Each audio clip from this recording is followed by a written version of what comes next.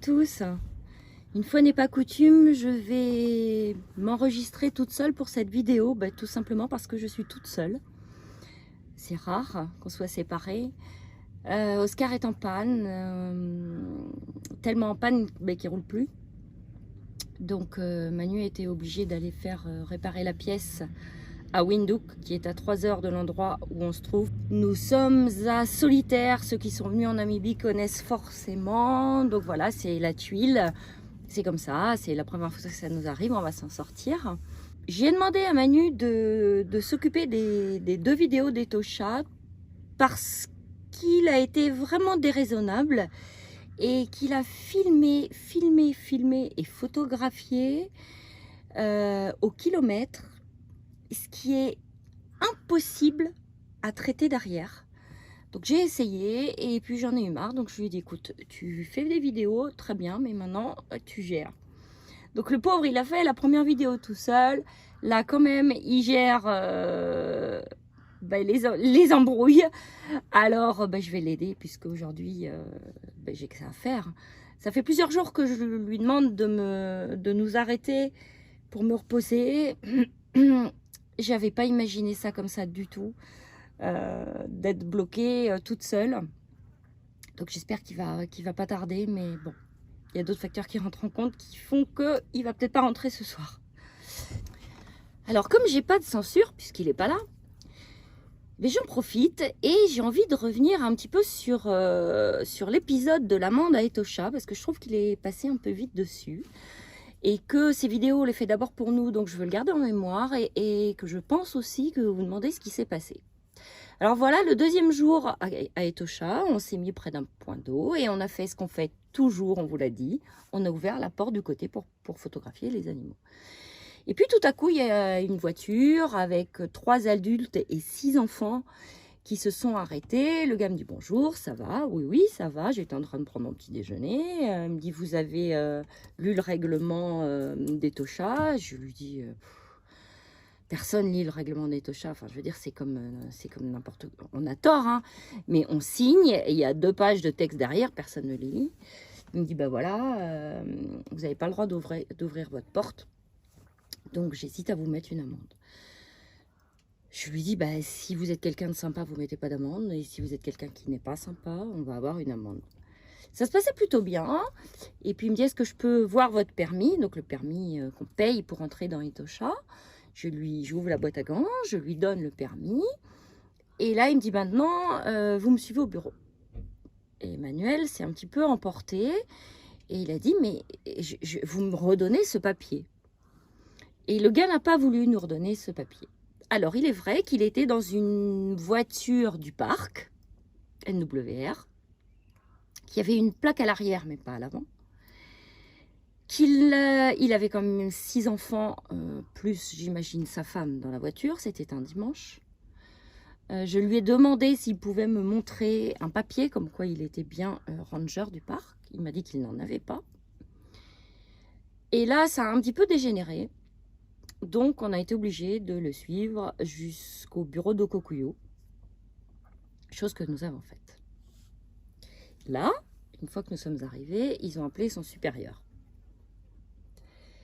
Et je n'ai pas reconnu Manu. Ceux qui le connaissent savent que c'est quelqu'un qui ne s'énerve jamais. C'est plutôt moi, d'habitude. Et là, il lâchait pas le morceau. Donc, il était dans une rage. Moi, j'ai dit au chef, écoutez, je suis désolée, je ne reconnais pas mon mari. D'habitude, il n'est pas comme ça. Mais en fait, il déteste l'injustice, Manu. Et là, ce n'était pas juste. Parce qu'effectivement, on allait nous mettre une amende qui augmentait en plus à chaque fois de ses comportements désagréables, qui n'était absolument pas justifiée. On voulait bien payer une amende pour le fait que dans Etosha, et comme ailleurs j'imagine, on n'a pas le droit de sortir des voitures. Alors on a vu après des tas de gens sortir des voitures, monter dessus, prendre des photos, aller faire pipi, etc. Nous, on ne l'a plus jamais fait. Là, on avait juste ouvert notre porte et mis le pied photo dehors. Ça, on avait tort, on était tout à fait d'accord pour payer cette amende à ce sujet. Par contre, que le gars n'ait pas de preuves sur lui pour nous montrer qui il était, et donc nous aligner derrière, était profondément injuste. Et donc Manu n'a pas cédé, il a plusieurs fois voulu filmer l'action, y compris le chef. Enfin bon, ça prenait des proportions. Take my photo, my friend. But you have no outfit. You have no. Do you have a license? Do you have a permit or something that proves me that Okay, you're? just wait. Yeah, because Don't take my photo, my friend. why? You arrest me. You take my paper. This is my That paper. is not your permit. That is the park permit. Yeah, and that is the rules of the park. Yeah, okay, but who are you? I'm the park ranger. How can I know that? You can ask. There is Okay. the office here. Okay. Ask to stop. Yes, but you don't have any official outfit. You've got 6 kids in your car. Just wait. I'm coming. I'll go Okay. and take my Okay. ticket now to show you who you are. You understand? What is this? On the other side, yes. On What the other is this? side. On the other side. On the other side, My friend, I've you. got nothing. You Yes. you are not okay. I am okay. I am okay. Yes, but Okay. you have to put yourself in my shoes. Donc à un moment, le chef nous dit, vous allez avoir une amende de 1000 $. Et là, j'ai eu une boule au ventre, parce que 1000 $, quoi? 1000 $ ou 1000 $ namibiens? Heureusement, c'était des 1000 $. C'était 1000 $ namibiens, ce qui fait 60 €. C'est toujours embêtant, mais c'est pas très grave. Et puis Manu, s'énervant toujours, le gars a dit, écoutez, si vous continuez, je vous exclus des Tosha. Et là, mon Dieu, j'ai dit à Manu, écoute, maintenant je gère, donc tu rentres dans la voiture, et ça suffit. Parce que nous priver du spectacle des Tosha, on n'était qu'au 2e jour, on est resté plus de 12 jours dans les Tosha, nous priver de ce superbe spectacle qui restera pour nous vraiment toujours gravé dans notre tête, parce qu'on a vécu des moments fabuleux là-bas, aurait été vraiment très dommage. Donc, on a payé notre amende et on a repris la route pour vous montrer les belles images qui viennent ensuite. Alors, ce matin, on va à fond parce que hier soir, on a vu des lions qui venaient d'attraper un zèbre et Jacques, il est sûr qu'on va les retrouver ce matin. Donc, on se dépêche, on se dépêche. Et il avait raison, notre Jacques. Quand on est arrivé, on a eu le bonheur de voir les lions marcher dans le lever du soleil. Un premier, puis un deuxième, puis une lionne, une deuxième. Bref, il y avait nos 5 lions vus la veille lorsqu'ils avaient tué le zébron. Donc c'était vraiment extraordinaire de les retrouver là. Et puis on a assisté à une super scène, c'est que il y a un des jeunes lions, je crois, parce que c'est passé très vite, qui a voulu séduire une des lionnes. Il s'est dit pourquoi pas, et alors là, ça a mis en colère le mâle dominant qui est arrivé et qui très rapidement lui a dit « Bas les pattes, tu n'y touches pas » et qui a évincé son adversaire. Et puis comme souvent lorsque les animaux se disputent un peu, en fait, ils sont pas rancuniers du tout parce que tout revient dans l'ordre très très vite. Et la vie reprend son cours comme si de rien n'était. Ils vont se balader. On a vu un des lions aller boire avec une des lionnes. Donc voilà. Et puis qu'est-ce qu'on a vu aussi? On a vu des petits écureuils. Je les adore. Mais c'est mignon, mais c'est mignon. C'est un peu comme les mangoustes ou comme les suricates, ça se met debout. Et les écureuils, ils ont la caractéristique de se faire de l'ombre avec leur queue. Ils s'en servent comme d'un parasol. Rappelez-vous, je vous les avais montrés dans une vidéo l'année dernière. On a vu des nuées de Waksbill, de common Waksbill, ceux qui ont le petit bec rose. Super, vraiment. Et puis, près d'un point d'eau, on a vu des marabouts, Un peu plus loin, on a vu une hyène avec laquelle on a joué, je vous mens pas, plus d'une demi-heure. Elle a suivi Oscar, c'était vraiment adorable. Et puis les zèbres dans le pan dont on vous parlait la dernière fois, avec cette lumière aveuglante, une chaleur mais vraiment accablante, ce qui fait que les petits n'ont pas d'autre moyen de se protéger en se couchant à l'ombre de leur mère très souvent.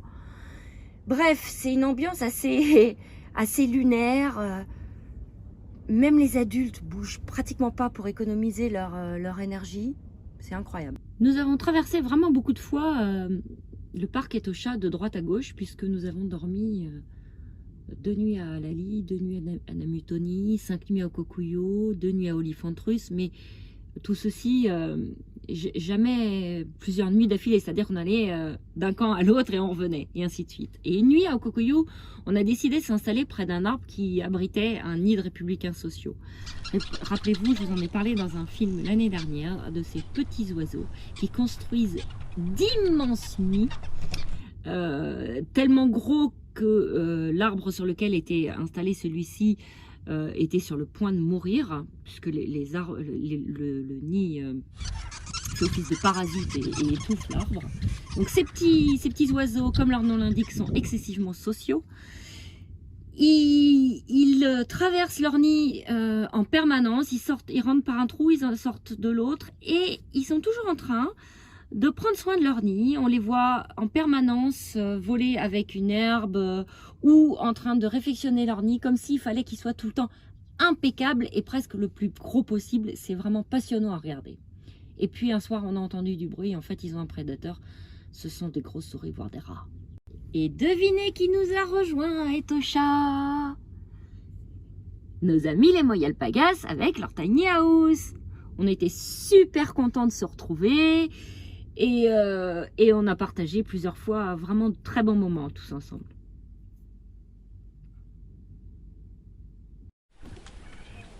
Nous avons vu bien sûr, parce que ça ils sont vraiment partout, plusieurs chacals, toujours aussi mignons. Et puis alors, les zèbres, c'est vrai qu'il y en a beaucoup, on vous l'a dit ça aussi à Etosha, vraiment énormément. On a pu les approcher alors même qu'on était dans Oscar. Hein. Ils n'avaient absolument pas peur. Je les ai filmés avec la perche à selfie. Et à la fin, j'ai sursauté parce qu'en fait, mon téléphone a touché le dos de celui-ci. C'était vraiment drôle. Et il ne s'est pas poussé pour autant. Hein. Donc, Etosha, le paradis des rhinocéros noirs. On vous l'a dit la dernière fois. Ils sont vraiment en très très grand nombre à Etosha. On en a vraiment profité parce qu'il est clair, enfin c'est connu, c'est une espèce vraiment en danger. Donc je pense que nos petits-enfants n'auront pas la chance d'en voir. Donc on est resté des heures près d'eux à les regarder. Ils nous ont fait des shows, ils ont marché à reculons. Bizarrement, on ne sait pas trop ce à quoi ça correspond.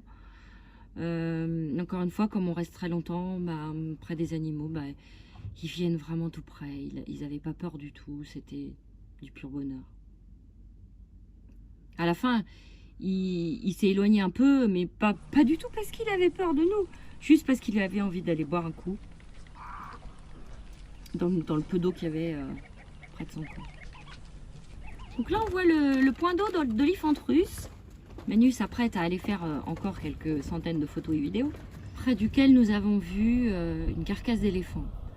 Donc il y avait déjà des centaines de charognards, hein, que ce soit des vautours, qui étaient là pour la dépecer. Une fois, tous les deux, on s'est arrêtés à un point d'eau et quelques temps après, nous avons vu un mâle solitaire s'approcher. Et comme on ne bougeait pas du tout, il est venu tout près de nous. Il y avait un petit peu d'eau, ce qui est rare à Etosha. Il a bu, il nous a fait une démonstration de la façon dont il buvait. Il a pris des bains de boue. Et alors, encore une fois, il s'est approché vraiment, tellement près que s'il avait allongé sa trompe, manifestement, il nous touchait. Alors quand on dit qu'on est ensemble à Etosha, c'est comme un peu avec Jacques et Christine, hein. On n'est pas 24 heures sur 24 ensemble, non, on se retrouve le soir, la journée, chacun vit sa vie. Le parc a beau être grand, et bien très souvent en fait on se retrouve sur les routes, donc c'est rigolo, ça nous permet de nous filmer mutuellement.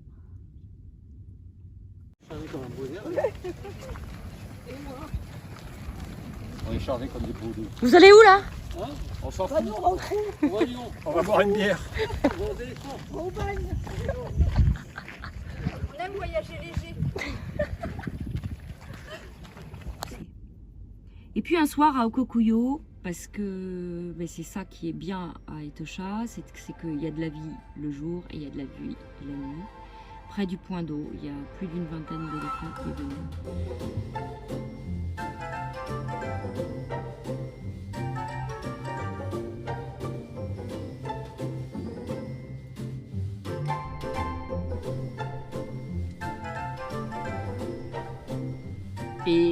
Et nous étions tous réunis avec Jacques, Christine et nos amis les Moyalpagas qui nous avaient rejoints.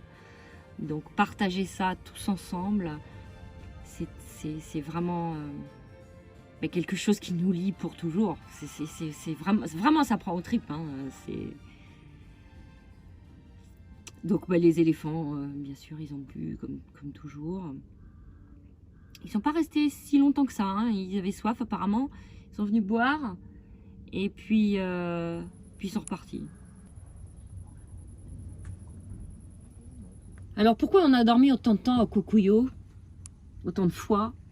Mais c'est à cause de son point d'eau qui est absolument magnifique. Donc les éléphants, oui, on les a vus une fois, une vingtaine en début de soirée. Mais sinon, c'est un balai d'animaux permanent absolument toute la nuit. Ils viennent, ça peut être à 1, 2 ou plus, qu'il fasse nuit, qu'il fasse jour. En fait, les animaux, ils ont quand même le même comportement, même si la nuit, tout est beaucoup plus calme en fait. Donc on a vu les éléphants, on a vu les girafes qui viennent vraiment tout doucement. Elles sont prudentes, mais elles sont prudentes. Elles viennent boire.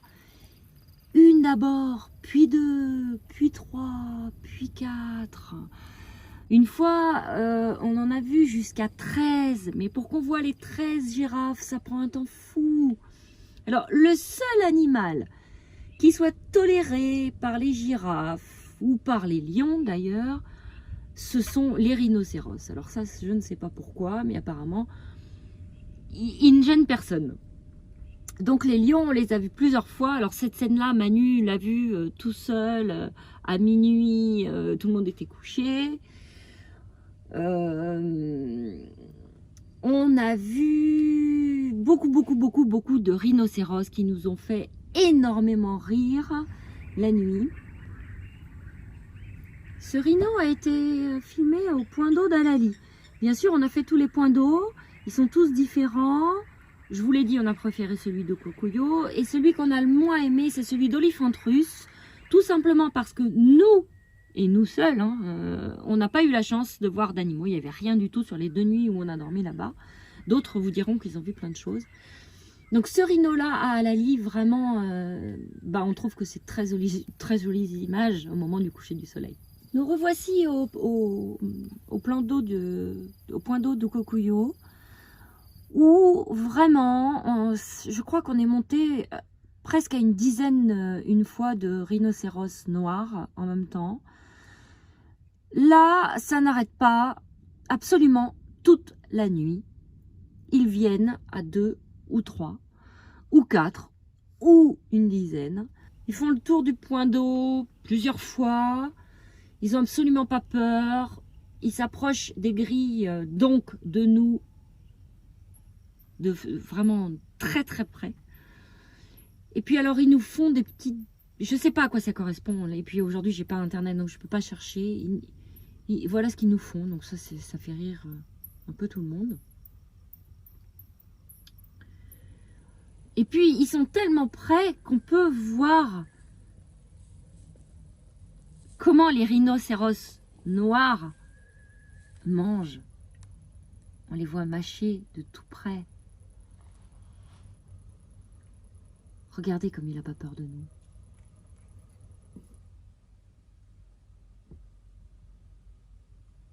Et puis alors, ils ont pris des bains à tour de rôle.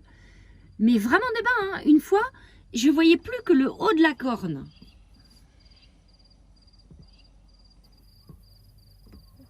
Et alors les rhinos, bah, ils n'arrêtent pas de se chicaner. En permanence. Celui-là, par exemple, il était couché. Et ben l'autre, il vient le talquiner. Et ils font des simulations de combat. Alors parfois, ça dégénère. Hein. On les entend crier. Ça fait beaucoup, beaucoup de bruit.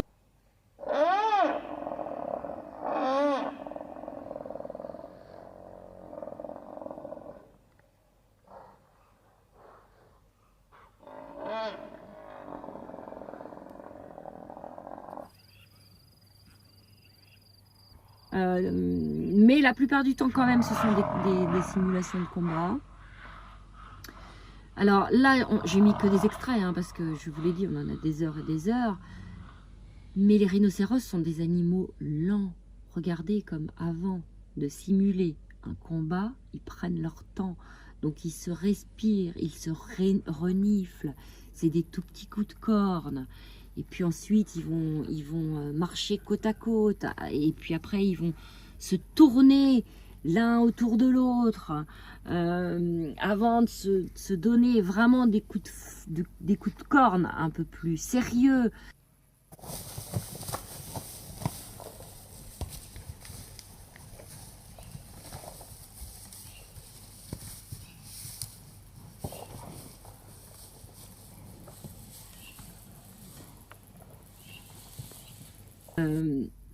Qui est du monde ne les dérange absolument pas. Ils vivent leur vie de rhinocéros. Hein. Et alors, ça c'est le favori d'absolument tout le monde, c'est le bébé rhinocéros. Voilà, il est facilement reconnaissable parce qu'il vient et sa mère a de très grandes cornes. Donc quand il arrive le soir, il n'a qu'une envie, c'est faire des simulations de combat avec les autres. Donc sa mère le présente, à mon avis, aux autres. Et ben alors tout le monde riait, alors bien sûr en silence, parce que près d'un point d'eau, on ne fait pas de bruit. Mais regardez comme il essaie de donner des petits coups de tête, parce qu'il a bien compris comment ça marchait. Et parfois même, il saute les deux pattes avant pour montrer que ben, il aimerait bien attaquer quand même. Et l'adulte qui est en face, ou alors c'est un jeune mais qui est déjà presque adulte, joue le jeu, mais très très très doucement, c'est jamais violent.